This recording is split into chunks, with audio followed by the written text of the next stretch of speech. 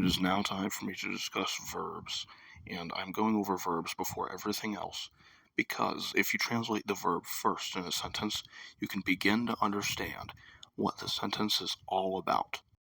If you look for a verb in a Latin dictionary, you'll be given its four principal parts, which are the present tense, the infinitive, the perfect tense, and the supine stem.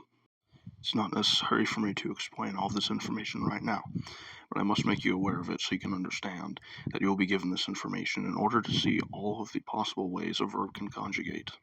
Speaking of which, verbs belong to four different conjugations and technically a fifth mixed conjugation.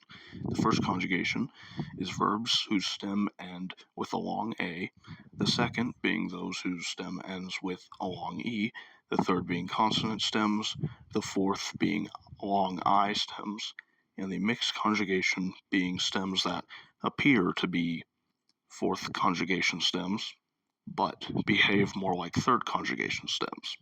The way Latin verbs work is endings get attached to a stem depending on which system the tense falls under.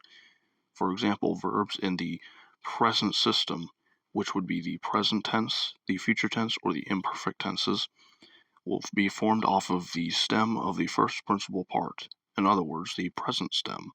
Another system called the perfect system also exists, which is the perfect and pluperfect tenses, but it is a little bit more complicated, and so I won't get into it right now.